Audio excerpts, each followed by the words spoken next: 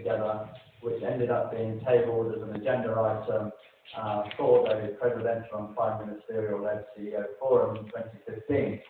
And here we are several years later.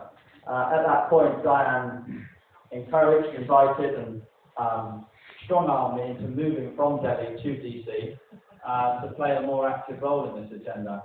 And one thing I should say as a private sector business is over the last few years, I've seen tremendous willingness and effort and action from both governments in addressing this space, and we're delighted to play a part of it.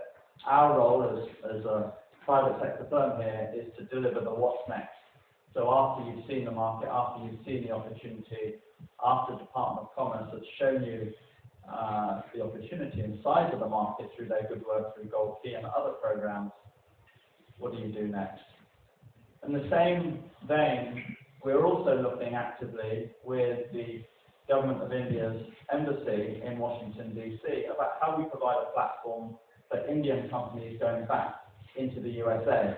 And just last week, I was invited into the embassy to brief a delegation of small and medium-sized companies from Eastern India to have a similar discussion about how we provide support to them on the ground in the United States to truly make this bilateral. As Rajiv Agarwal said, India is about friendships and it's about building long-term relationships.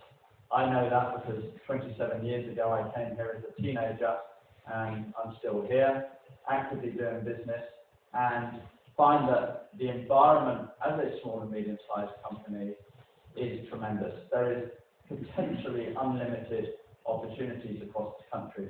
The challenge is finding them and having that support framework around you to feel the confidence to embark on these journeys. We believe there are some very specific actions that can be put into place to support medium-sized and small companies and micro-enterprises from both countries to do business together. We believe a supportive framework that tracks the progress of companies once they've made the initial introduction into the country, like you're all doing here this week.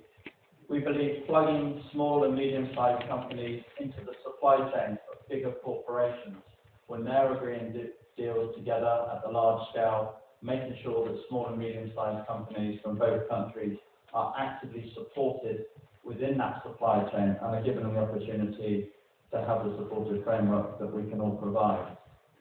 Regional outreach is very important. Small and medium-sized companies often don't hail from the big cities of New York and Washington, D.C. and Los Angeles, or New Delhi, Bangalore, and Chennai. They come from second-tier cities. And over the last 2 to 3 years, as part of the work that we've been doing with the US Department of Commerce, we've been going out to the second-tier cities of Birmingham, Alabama, Nashville, Tennessee, out to Detroit, and way beyond. In fact, we've done over 40 events just focused on doing business in India with the US Department of Commerce. And it's that outreach that's really important because that's where we find great companies who have got great products, great technologies, great food and drink products who want to do business in India. And vice versa, I believe as part of our action points from today's session, we should be looking at outreach into Indian second-tier cities too, where many bright SMEs come from. It's important that we go away from today with some feedback from all of you. So over the next 2 to 3 days, through this tremendous TradeWinds platform that the US Department of Commerce have created, and this is a global program which Diane said it's the first time it's reached India, and I'm very, very excited that it has. But I wouldn't underestimate the ability for both governments and their supporting partners like CII and ourselves to actually turn the recommendations into actions. There isn't a day that goes by in DC without a working group, not just talking about actions of how we improve trade, but delivering real plans and support frameworks that can help move these agendas forward. And that comes from the very top of both governments and does indeed filter its way through. I was very encouraged to hear Ms. Aurora's suggestion that we all meet in Udaipur on the next visit. I think that would be a wonderful destination to hold an SME forum. And I was very encouraged to hear Mr. Agarwal's suggestions about building a framework that the government gets behind at all levels.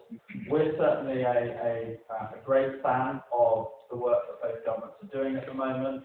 We're very grateful for being included, but this is a team effort. SMEs need every single bit of additional support that they can get from both countries to succeed.